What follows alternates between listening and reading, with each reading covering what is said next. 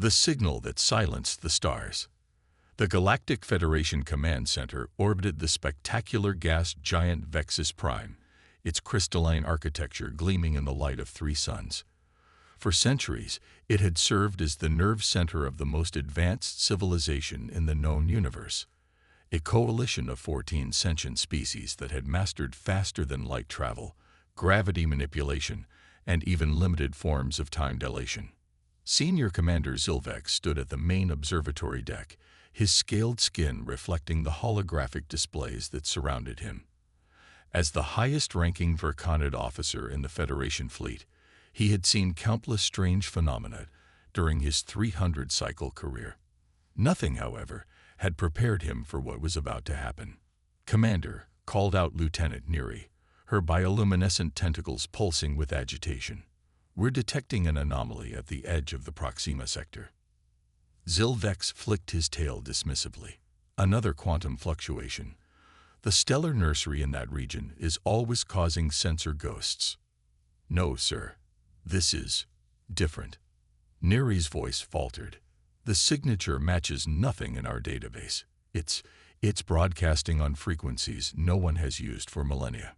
The commander approached her station, suddenly intrigued.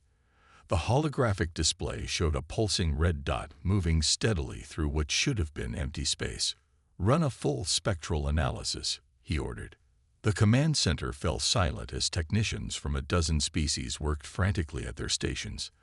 The silence deepened when the results appeared on the main screen. "Analysis complete. Signal PTTRN MATCG found. Classification: human vessel. CONFIDENC 99.7%. Zilvex felt his inner membranes constrict. "Impossible," he whispered. But there it was, incontrovertible. A human vessel, after 15,000 years of absence from the galactic stage. The humans. The Terrans. The World Breakers. Every intelligent species in the Federation had a different name for them, but all shared the same ancient stories. Tales of a species that had briefly flared like a supernova in the cosmic consciousness before vanishing. Some believed they had destroyed themselves in some cataclysmic war. Others thought they had transcended physical form. The most widely accepted theory was that they had simply withdrawn to their home system, content to let the galaxy evolve without them. Whatever the truth, humanity had become more legend than history. Their technological achievements were studied in academic circles, their philosophical writings preserved in the great archives, their genetic pattern held as one of the mysterious baseline templates from which many humanoid species might have evolved.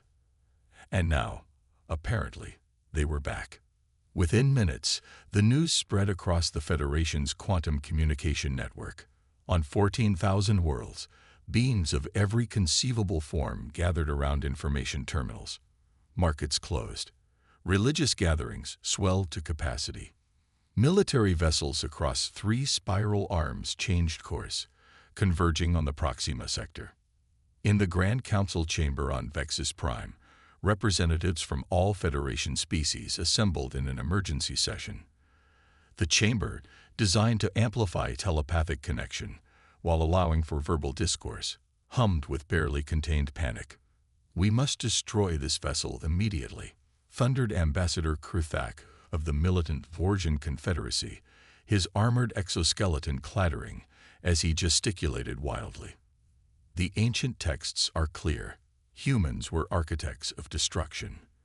"That's selective interpretation," countered Sefna, the ethereal representative of the Lumine. Her translucent form shimmered with internal light. "Other accounts speak of human physicians who could heal the incurable, engineers who built wonders that lasted millennia." "Both may be true," interjected Elder Gom, the oldest living member of the council. The ancient mycelian's fungal body pulsed slowly as he spoke. "Remember that humans were wildly inconsistent, their societies spanning extremes of creation and destruction. That was what made them so dangerous and so fascinating." Commander Zilvex stood silently at the edge of the chamber, waiting for his moment to speak. When the arguments had exhausted themselves, he stepped forward. "Distinguished representatives," he began, his voice steady despite his internal turmoil. The human vessel has made no aggressive moves. It continues on a steady course toward the Federation core worlds, transmitting a simple repeating signal in an ancient Earth language. Our linguists are translating it now. As if on cue, a holographic projection appeared above the central dais, showing a sequence of symbols. A moment later, the translation appeared. Greetings. We come in peace. Request diplomatic exchange.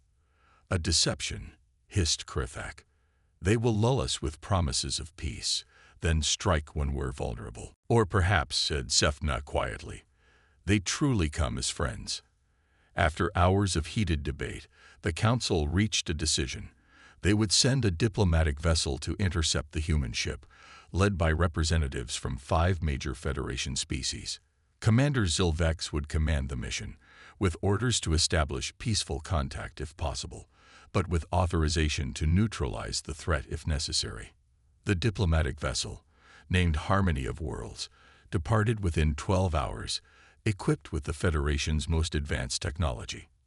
As they approached the coordinates where the human ship had been detected, tension aboard reached nearly unbearable levels.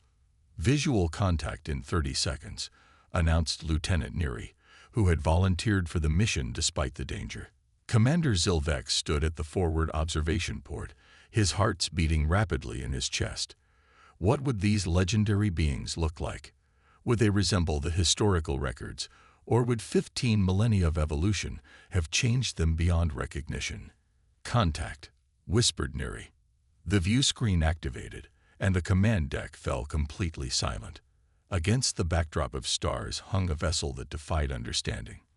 It didn't resemble the sleek, organic designs of Federation ships, nor did it match the angular, utilitarian crafts of the ancient human archives. This was something entirely new, a massive structure that seemed to bend light around its hull, its surface neither completely solid nor completely fluid. Patterns of energy flowed across its exterior like rivers of lightning, pulsing in complex rhythms that suggested purpose beyond mere propulsion or defense. It was beautiful. It was terrifying. It was utterly alien, despite allegedly being made by one of the most familiar species in galactic history. Size estimate? Asked Zilvex, his voice barely audible. Approximately 8 kilometers in length, responded the sensor officer. Mass is difficult to calculate. Our instruments are giving contradictory readings. Life signs. Indeterminate. There's something blocking our scans, not jamming, exactly, but it's as if space itself is different around that vessel. The commander considered his options. Their orders were clear. Establish communication if possible. Open a channel, he ordered. All frequencies, all known protocols. For several tense minutes, there was no response. Then, without warning, every screen on the Harmony of Worlds activated simultaneously. The image was simple, a being that appeared mostly human according to historical records, though with subtle differences. Its skin had an unusual iridescence, its eyes were slightly larger than ancient humans, and there was an undeniable aura of something that transcended the visual medium. Greetings, representatives of the Galactic Federation. The being said in flawless common, the synthetic language developed for interspecies communication. I am Captain Reyes of the Terran vessel Prometheus Unbound. We apologize for our long absence. We have much to discuss. The voice was melodious yet commanding, carrying both warmth and unimaginable authority. Commander Zilvex felt a chill run through his body. The legends had not done them justice. This is Commander Zilvex of the Federation vessel Harmony of Worlds, he responded, struggling to maintain composure. On behalf of the 14 sentient species of the Federation, I extend cautious greetings. Your appearance has caused considerable concern throughout our territories. Captain Reyes nodded, a distinctly human gesture that had been adopted by numerous humanoid species. We understand. 15,000 years is a long time, even by cosmic standards. Perceptions change. Histories become legends. truth becomes distorted. May I ask why you have returned now? A slight smile appeared on the captain's face. Who says we ever truly left, Commander? Before Zilvex could process this cryptic response, another officer rushed to his side, visibly distressed. Sir, the officer whispered urgently, we're detecting multiple Federation warships entering the sector, weapons hot. They're not responding to our hails. The commander's blood ran cold. The Federation Council had assured him they would respect the diplomatic mission's autonomy. Either they had lied, or someone was acting without authorization. Captain Reyes' expression didn't change, but something in her eyes suggested she already knew about the approaching warships.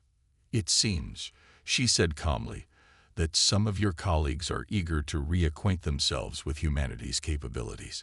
That would be unwise. As if to punctuate her statement, the space around the human vessel began to ripple, like heat waves above desert sand.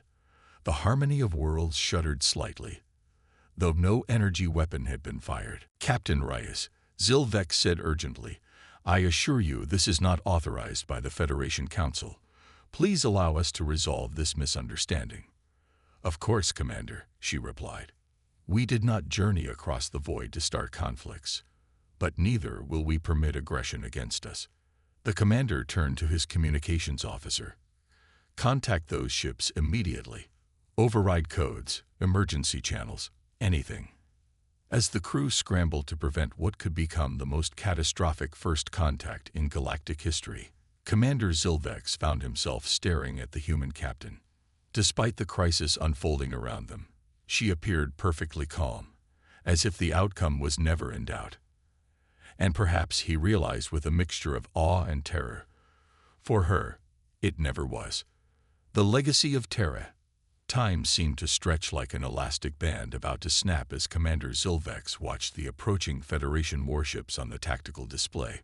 5 Dreadnought-class vessels, each capable of reducing a small moon to rubble, their weapon systems powering up for what could only be described as an act of madness.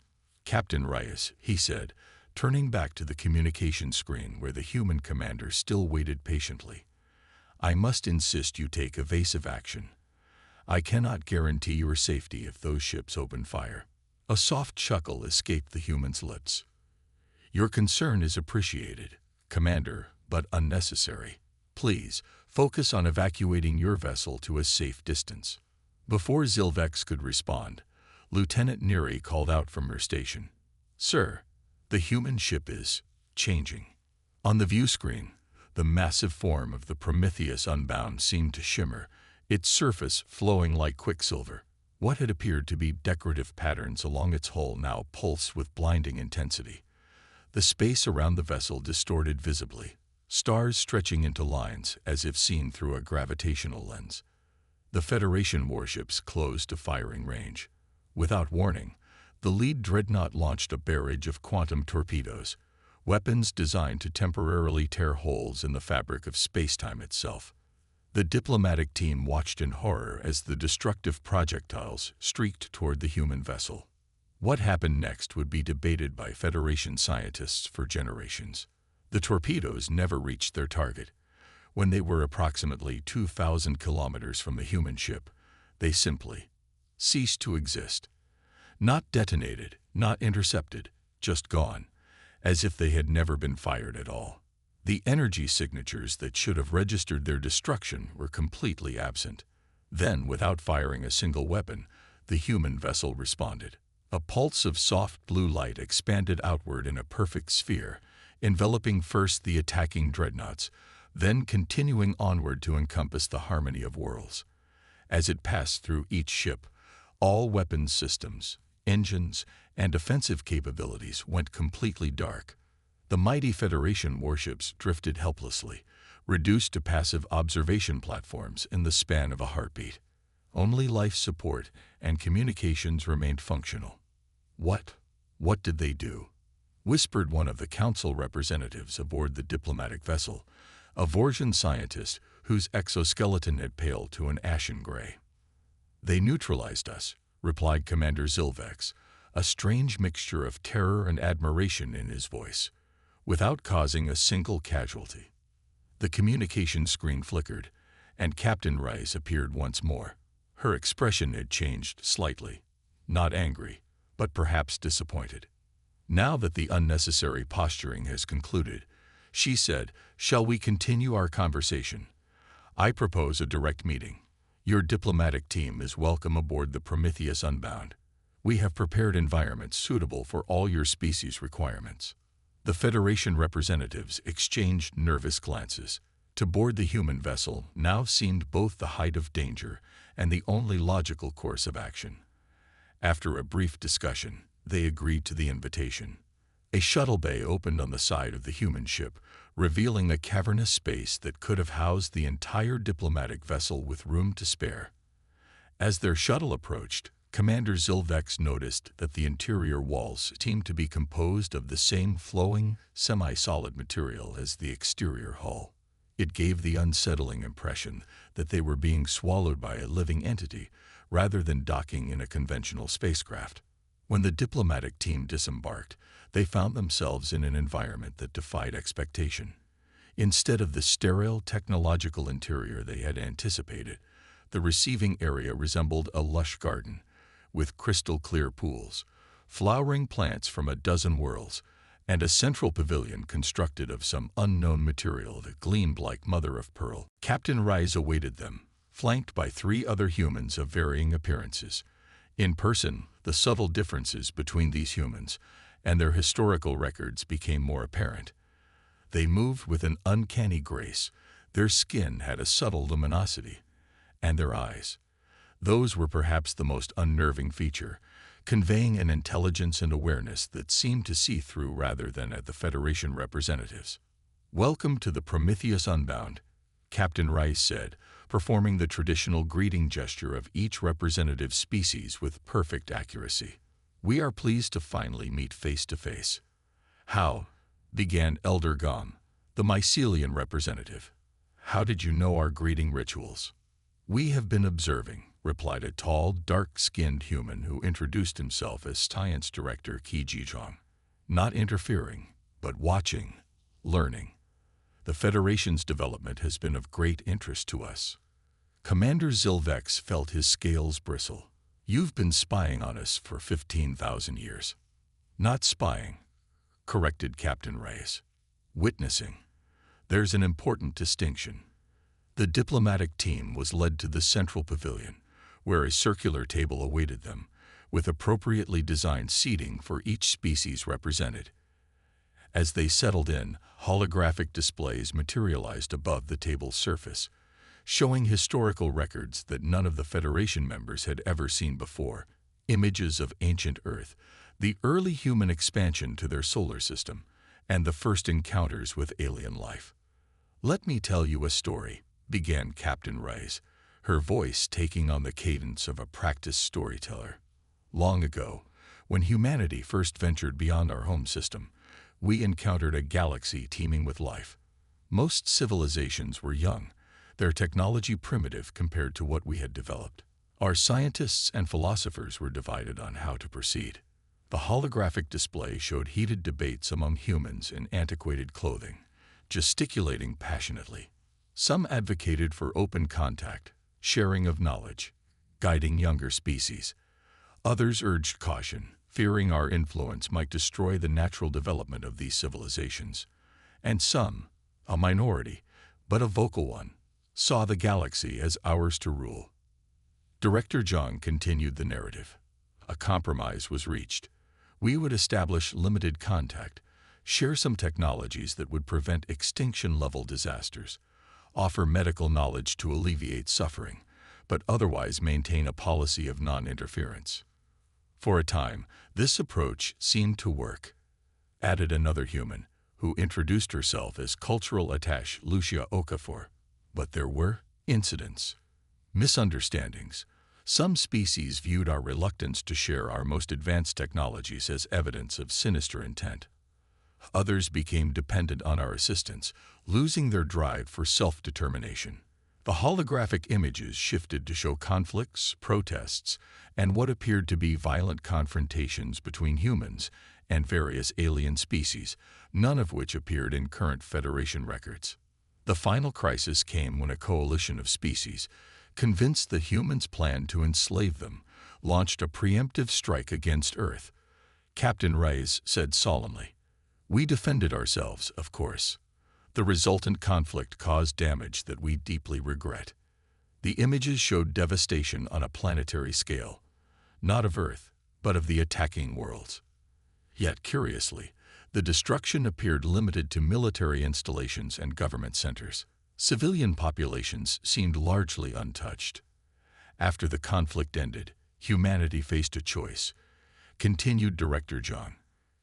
Continue engagement with a galaxy that feared us, or withdraw and allow other species to develop on their own paths. "We chose withdrawal," said Captain Reyes. "Not extinction, not transcendence, as your histories suggest. Simply, a step back. We contained our activities to the Sol system and a few neighboring stars, concealed by technologies that made our presence undetectable to conventional sensors." Elder Gum's fungal body pulsed with agitation. But why return now? After 15 millennia of isolation, what has changed? Captain Reyes smiled, but there was sadness in her eyes. "Because the cycle is beginning again. Your Federation, for all its achievements, stands at a crossroads similar to the one we faced. You've encountered less developed species. You debate whether to guide them, ignore them, or exploit them. You face internal divisions that threaten your unity." She gestured to the screens, which now showed current Federation conflicts, resource disputes, and political maneuverings that should have been highly classified. And added Atachi Okafor gravely, "There are threats approaching from beyond the galactic rim that you are not yet prepared to face." The final images displayed something that chilled every Federation representative to their core. Vast, dark structures moving through intergalactic space, heading unmistakably toward the Milky Way. What are those?" whispered Lieutenant Neary, her tentacles contracting in fear. "We call them the Harvesters," replied Director John. "They appear every 50,000 years or so, culling advanced civilizations, absorbing their knowledge and technology, leaving only enough survivors to begin the cycle anew. They're still 30 years from arrival, but preparations must begin now." A heavy silence fell over the pavilion as the implications sank in. If what the humans said was true, the Federation, indeed, all sentient life in the galaxy, faced an existential threat beyond anything in their experience. "Why should we believe you?" demanded the Vorjan representative suddenly. "These could be fabrications designed to manipulate us, to make us dependent on your supposedly superior technology." Captain Reyes didn't appear offended by the accusation. Instead, she nodded thoughtfully. "Skepticism is healthy," she acknowledged. "We don't ask for blind trust. All the evidence we've presented can be verified through independent means, which we'll gladly provide. As for our capabilities..." She made a simple gesture, and suddenly each Federation representative found themselves experiencing a personalized vision. Not a hologram or virtual reality, but something that bypassed their sensory organs and manifested directly in their consciousness. Each saw the approaching threat from the perspective of their own world, witnessed the devastation it would bring, felt the loss and suffering that would follow if unprepared. The vision lasted only seconds, but when it ended, many of the representatives were trembling. "That was barbaric," gasped the Vorjan, though his belligerence had diminished considerably. "It was necessary," countered Commander Zilvex, surprising himself with his defense of the humans. "Sometimes truth must be experienced to be understood." Captain Reyes gave him an appreciative glance before addressing the group once more. "We don't come seeking to rule or to impose our will. Humanity has learned from its past mistakes. We offer partnership, not dominance. Knowledge exchange, not dependency. And when the crisis has passed, if you wish us to withdraw again, we will respect that decision." "What exactly do you propose?" asked Elder Gum, who seemed the least shaken by the vision. "A phased reintegration," replied Director John. "Beginning with technological exchanges focused on defensive capabilities, cultural and scientific delegations to rebuild trust, jointly developed strategies to meet the coming threat, and most importantly, added Atachi Okafor, a new narrative. The legend of humanity as either demons or saviors must be replaced with the truth. We are neither. We are simply another sentient species, older than most, with different experiences and perspectives, but facing the same fundamental challenges as all conscious beings. As the discussions continued deep into what would have been night aboard a conventional vessel, Commander Zilvex found himself increasingly convinced by the human sincerity. Their proposals were reasonable, their knowledge vast but not flaunted, their manner respectful despite their obvious technological superiority. When the formal meeting concluded, Captain Reyes approached him privately as the other representatives were escorted back to their shuttle. "Commander," she said quietly, "I sense you have questions that weren't appropriate to ask in the general discussion." Zilvex hesitated, then nodded. "The technology you displayed today, neutralizing quantum torpedoes, disabling entire warships without destruction, the direct mental communication, these are far beyond even what the ancient legends attributed to humanity. How is this possible? Even accounting for 15,000 years of isolated development, such capabilities seem impossible." She finished with a small smile. "By conventional understanding, yes, but humanity's isolation wasn't spent in stagnation. We experienced what some might call a paradigm shift in our fundamental understanding of reality." She gestured around them at the living walls of the vessel. "This isn't a ship in the traditional sense, Commander. It's a manifestation, a physical expression of consciousness operating at the intersection of matter and energy, mind and physics. We stopped building machines and started growing relationships with the fabric of existence itself." Zilvex struggled to comprehend. "Are you saying this vessel is alive?" "In a sense that transcends conventional definitions of life, yes, as are the modifications we've made to ourselves." She held out her hand, where tiny points of light seemed to dance just beneath her skin. "We remain human, but we've expanded what that means." The commander felt simultaneously awed and terrified by the implications. "And you offer to share this knowledge with us?" "Not immediately," Captain Reyes cautioned. "Some advances must be earned through natural progression, not gifted prematurely. But we will guide, teach, prepare. The coming threat requires no less." As Commander Zilvex prepared to depart, he found himself thinking of the ancient human concept he had studied in the historical archives. Renaissance, a rebirth of knowledge and possibility after a dark age. Perhaps that was what humanity now offered the galaxy. Not salvation, but illumination. Not conquest, but collaboration. When the diplomatic vessel departed the next cycle, it carried with it more than just the Federation representatives. It carried the first human ambassadors to rejoin galactic society in 15 millennia, and with them, a message that would soon spread across 14,000 worlds. Humanity had returned. The legends were both more and less than the truth, and the stars, once thought fully charted and understood, still held wonders and terrors beyond imagination. The galaxy would never be the same.